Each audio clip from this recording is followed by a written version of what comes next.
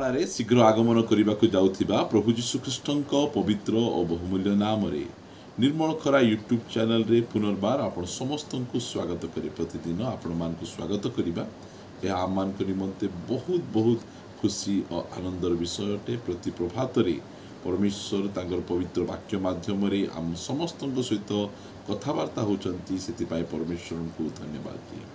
ପ୍ରିୟମାନେ, ଅଳ୍ପ ସମୟ ଧରି ଆମେ ପ୍ରଭୁଙ୍କର ବାକ୍ୟ ଆମେ ଶୁଣିବା।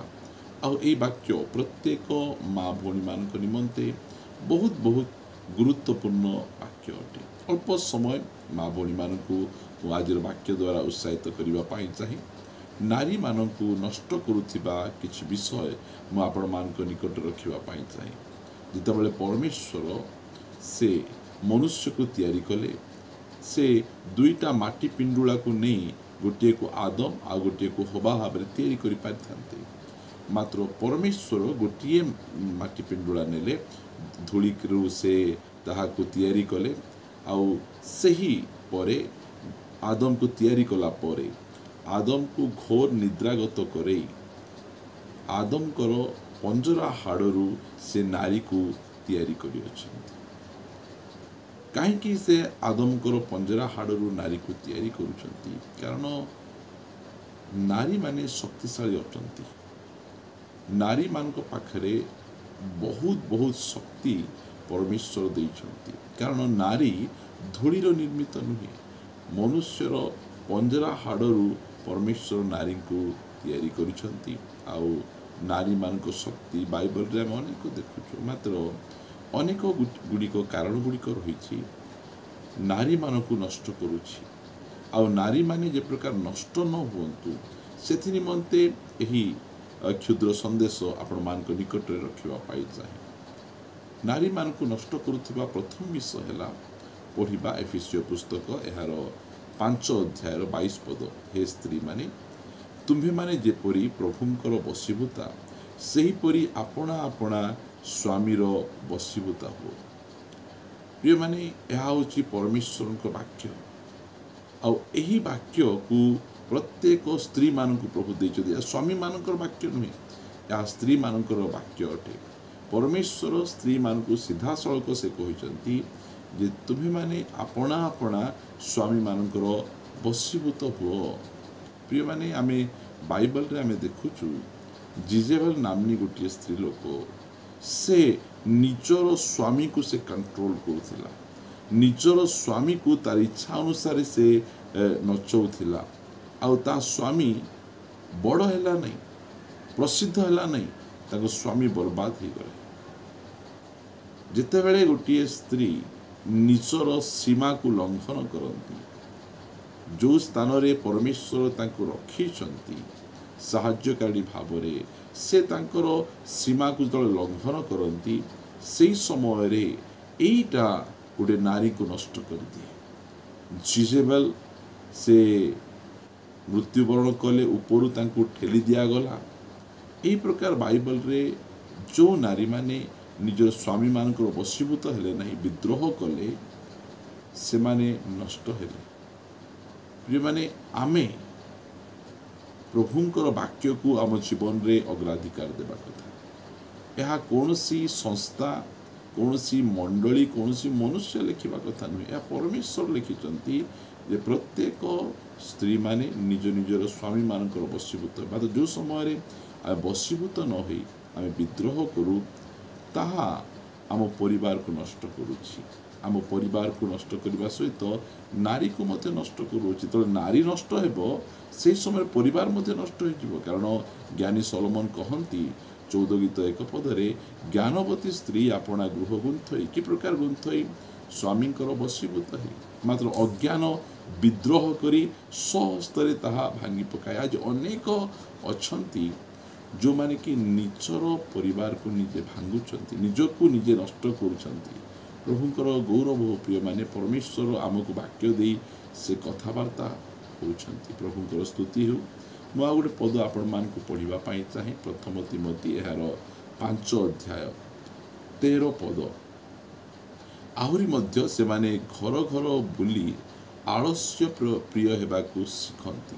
ଆଳସ୍ୟତା।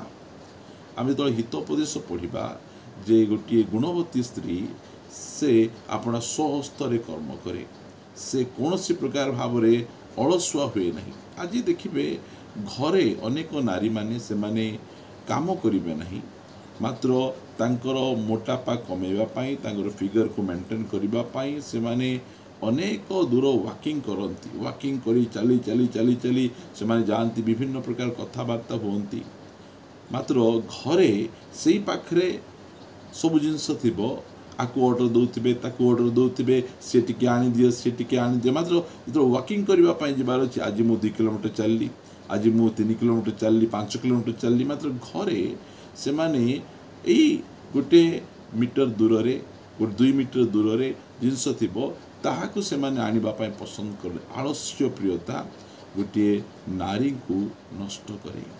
आलस्यर आहार खाइबा कथा नुहे, आमको परिश्रमी हेबार आवश्यक रही।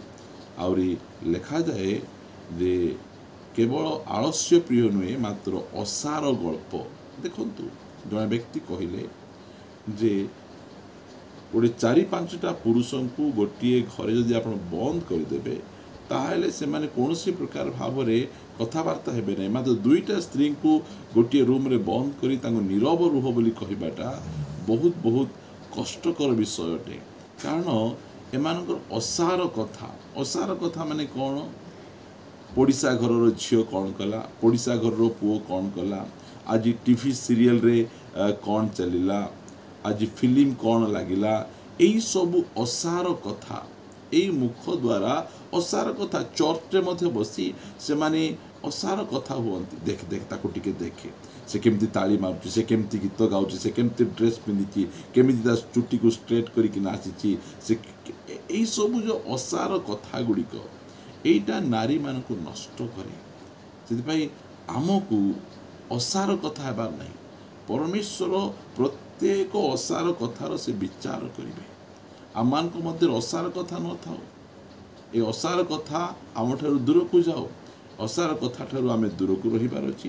ता तले लिखा जाउछि पर चर्चा परी अनुचित कथबार्ता करती, पर चर्चा नहीं, अन्य मानकर चर्चा करिबा, ता परिवार विषय रे, ता स्वामी विषय रे, यही सब पर चर्चा गुड़िक नारी मान को नष्ट करे। प्रिय माने आमर जिह्वा को आम सठिक भाव में व्यवहार करिवार आवश्यक रही। कारण ज्ञानवती स्त्री विषय लिखा जाए जे से ज्ञान रे अपना मुख फिटाए, आउ ता जिह्वारे दयार व्यवस्था थाए। असार कथा आउ पर चर्चा, अन्य को जवाब देवा, अन्य को विभिन्न प्रकार कथा कहवा, ये सब विषय गुड़िक नारी मान को नष्ट करुअछि। आमको ये सब विषय ठारू जदि आमे दूर को रहिबा ताहाले आमे सुरक्षित हेबा, आमे निज स्वामी वशीभूत हेबा, आमे आलस्य प्रिय हेबार आमे शिखिबा कथा नुहे। असार कथा, पर चर्चा, यही सबुठारू जेतेबेले आमे दूर को रहिबा आमको यह सुरक्षित देव। प्रिय माने आमर जीवन प्रभु आमको देइछंती, आ यही जीवन रे आमे निज जीवन द्वारा बा निज कथबार्ता द्वारा आमे निजको नष्ट आमे करिबा नहीं। नारी माने परमेश्वर को दृष्टि रे बहुमूल्य अटंती। से कहउचंती जे सुसमाचार प्रचारकारिणी नारी माने से माने महाबाहिनी अटंती। सुसमाचार प्रचार करिबा पाई परमेश्वर पुरुष माने महाबाहिनी कहि नांती, मात्र स्त्री माने महाबाहिनी अटंती। एई चारिटे विषय आपण मन रखिबे। कहिबा पाई आमे अनेक कथा आपण को कहि परिबु, मात्र एई चारिटी विषय जोटा कि आम जीवन पाई बहुत आवश्यक, आमे सेई चारिटा विषय को मन रखिबा, जहा द्वारा कि आपण नष्ट हेबे नहीं, आपण सुरक्षित रही पारिबे, आपण माने सुरक्षित रुहंतु। यह ही परमेश्वर को इच्छा। पदे प्रार्थना करिबा। गौरवमय पिता, आमे तुमको धन्यवाद दौछु। तुम प्रति प्रभात रे तुम पवित्र वाक्य द्वारा आम मान सहित कथबार्ता होच। तुम वाक्य निमंते, उत्साह निमंते आमे तुमको धन्यवाद दौछु। तो समस्त को तुम्हें आशीर्वाद करो। आम माँ भौणी मान तुम जत्न नियो। गोटे मध्य नारी जे प्रकार नष्ट न हेबे, सेमाने निज स्वामींकर वशीभूत हो रहिबे प्रभु दयाकरी साहाय्य कर आलस्य प्रियतार से बाहरतु प्रभु यह मु प्रार्थना करुच्ची असार कथा आ प्रभु पर चर्चा से कसे दूर रहू यह मु प्रार्थना करुच्ची प्रभु धन्यवाद प्रार्थना शुणिछ प्रार्थना प्रिय यीशु नाम रे मागुछि आमेन समस्त को नमस्कार प्रेज द लॉर्ड प्रभु आपण समस्त को प्रचुर भाव आशीर्वाद करंतु प्रभु यदि अनुग्रह करती आसंता अध्याय रे आ गोटे नुआ प्रसंग रे परस्पर सहित कथबार्ता रहिबा समस्त को नमस्कार praise the Lord God bless you.